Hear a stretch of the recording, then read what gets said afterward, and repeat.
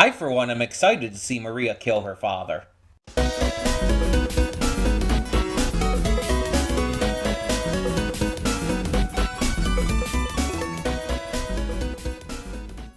Hey everyone, welcome to Princess of Gay. I'm your host Connie, and today we are here with Season 2, Episode 4 of Castlevania Nocturne.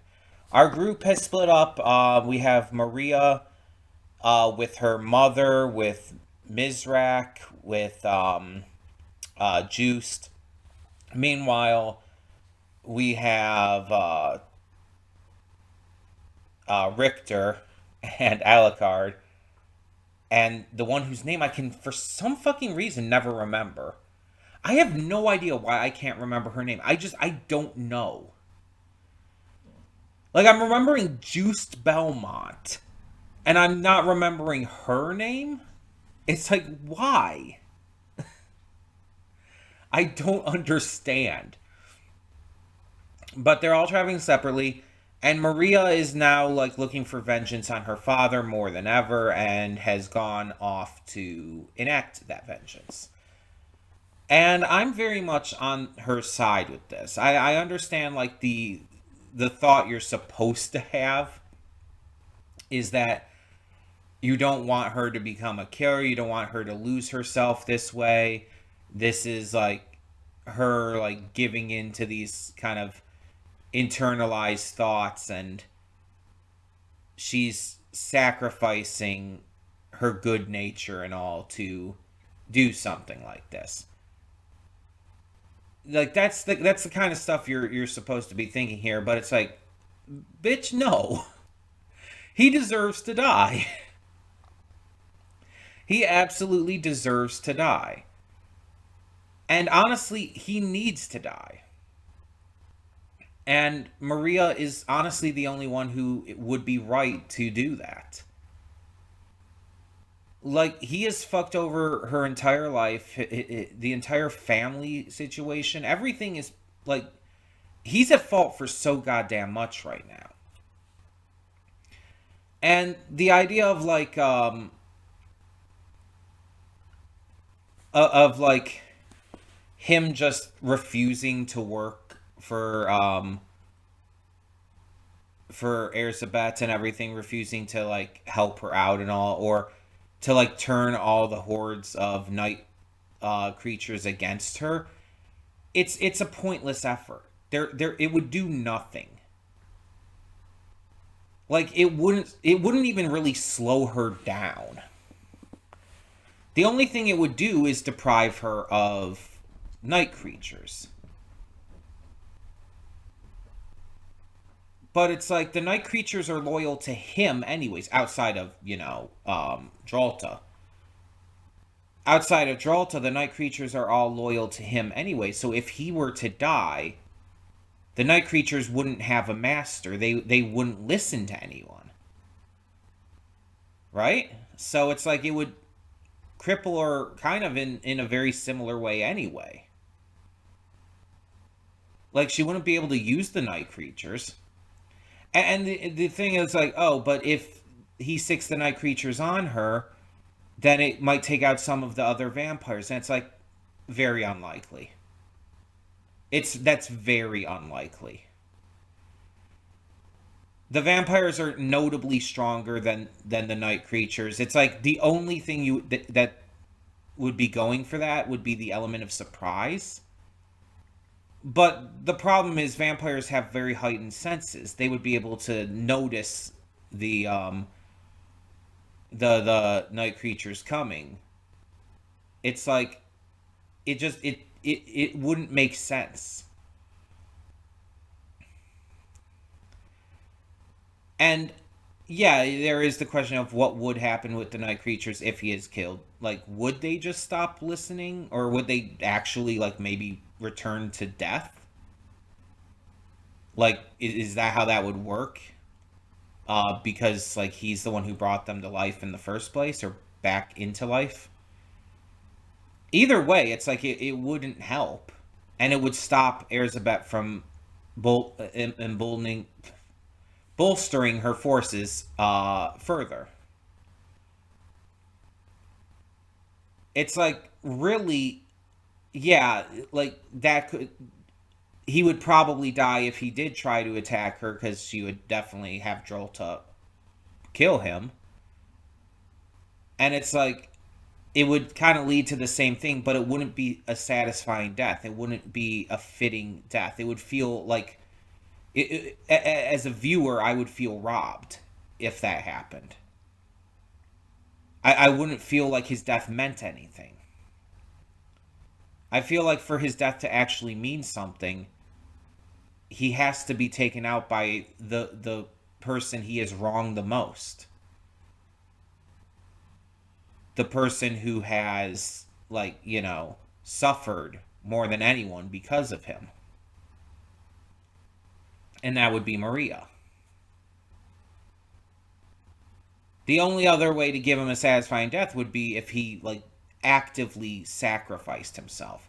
Not like, again, like, knowing he was going to die, sicked the night creatures on the vampires.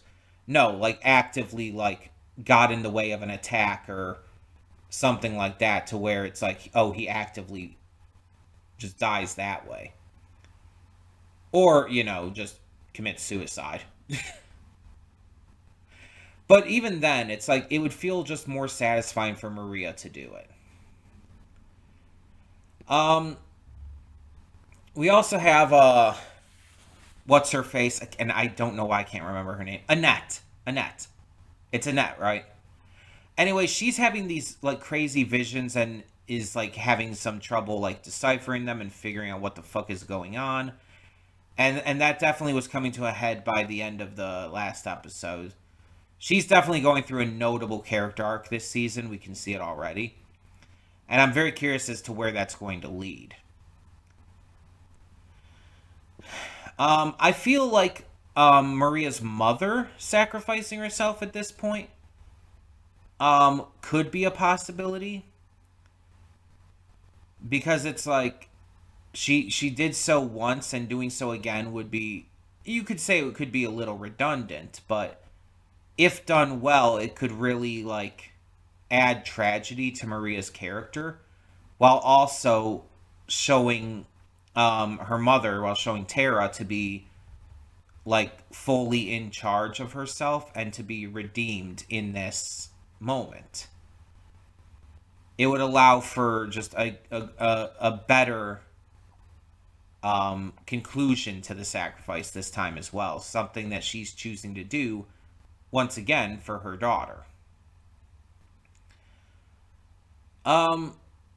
As for what's going on with like Mizrak and Olrox, we definitely think Olrox is going to betray Erzsébet. In fact, he's not really loyal to her in the first place, but he has been branded now.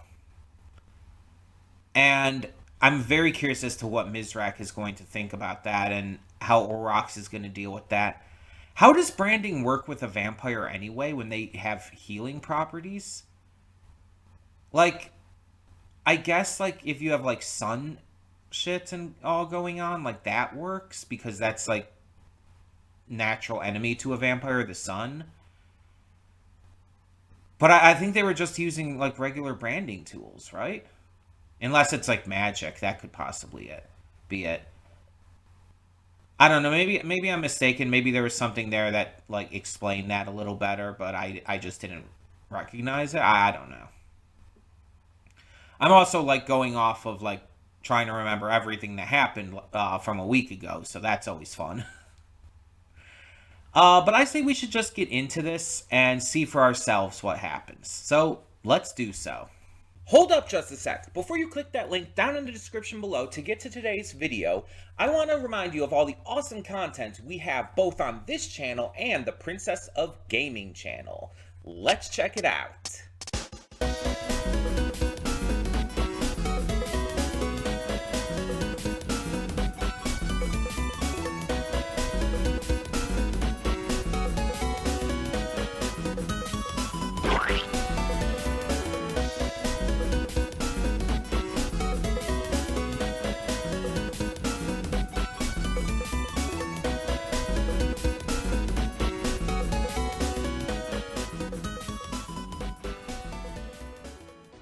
And we are back, and we'll begin with spoilers in 3, 2, 1, now. So this ended like kind of the mid-season point, exactly where I really expected it to, in a number of ways.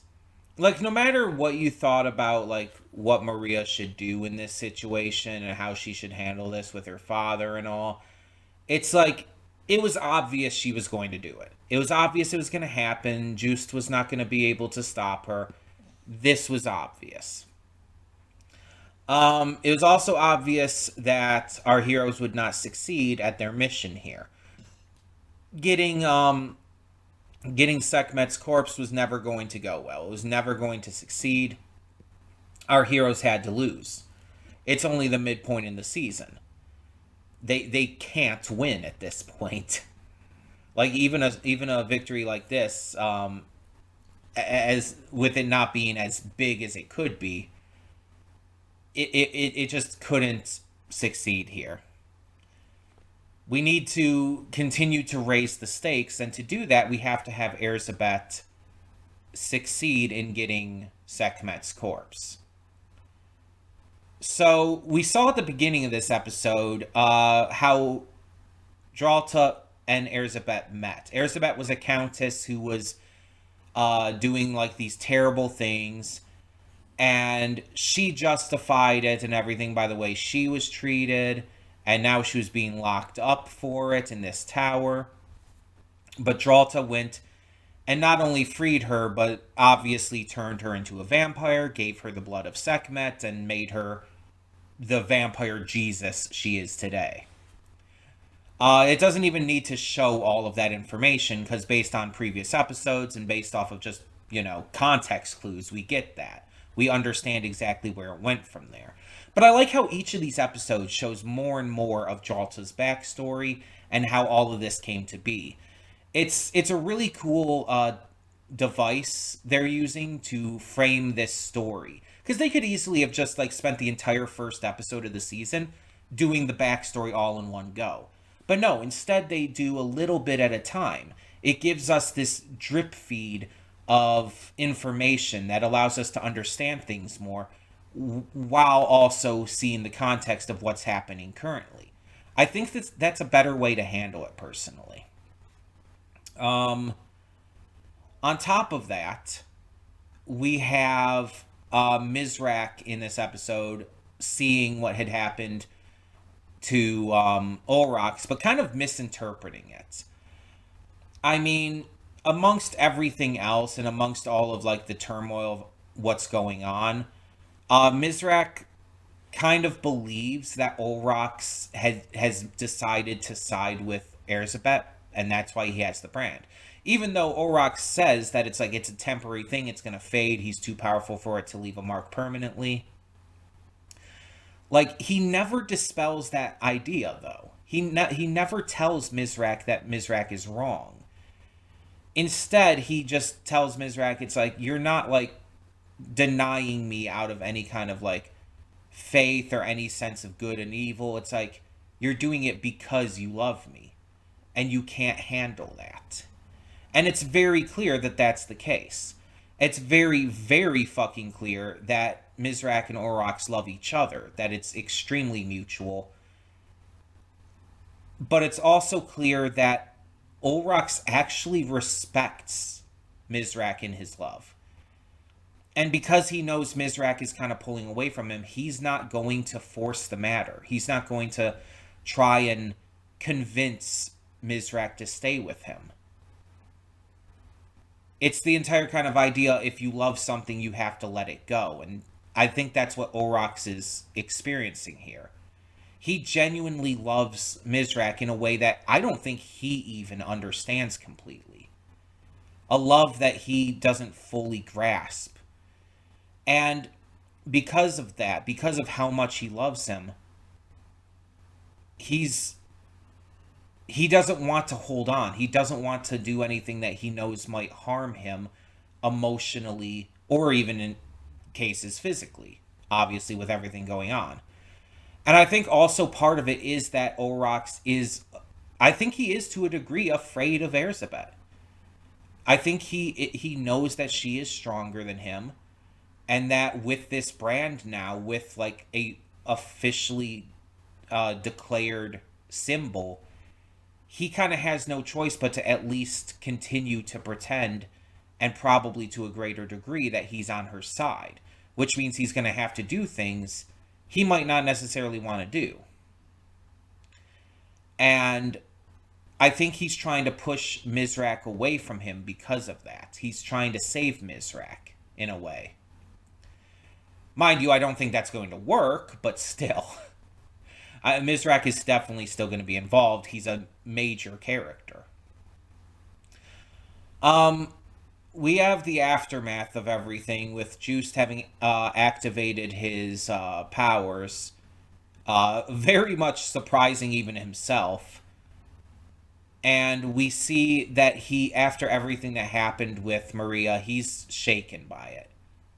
He is absolutely shaken by the fact that she so aggressively and just without any level of regret killed her father.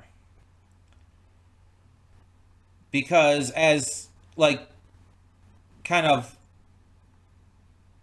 old and cranky, let's just say, as Juice has become, he is still, like, a genuinely good person and didn't want this for her.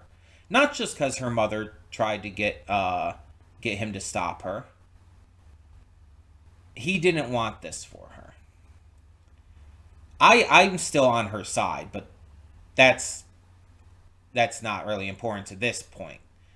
And we see Tara come in afterwards, and she seems very pleased with the abbot's death, which, fair. Like, honestly, like, with his evil and just horrendously just fucked up as he was. And Maria brought up some really great points. It's like, he's like, oh, but I knew your soul would go to heaven. It's like, bitch, no, you didn't. You actually thought the opposite.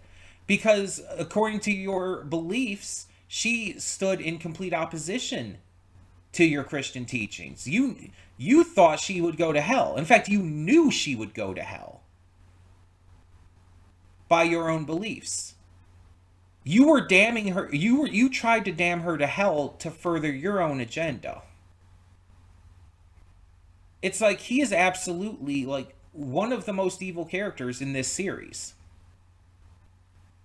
That is the biggest reason why I actually do not, like, not only do not feel bad for his death, but I cheered it on.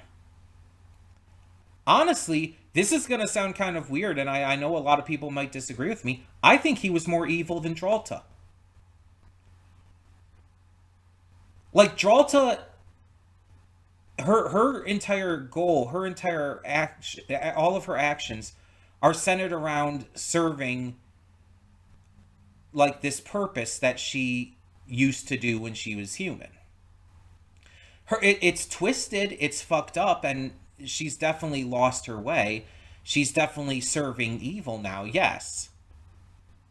But as, like, messed up as she is, and how as much as she is willing to, do these horrific things, murder just very easily, like, she's also very open about it. She doesn't make excuses. She doesn't hide who she is. She doesn't pretend to be doing everything for a higher purpose.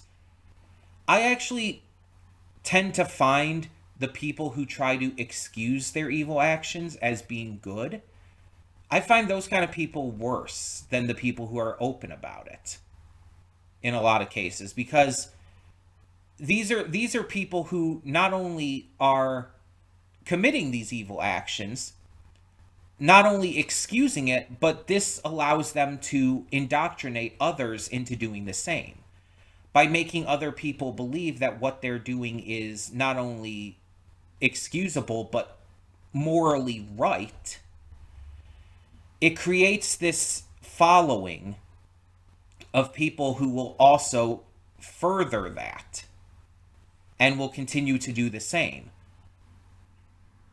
It's, in my eyes, worse because you're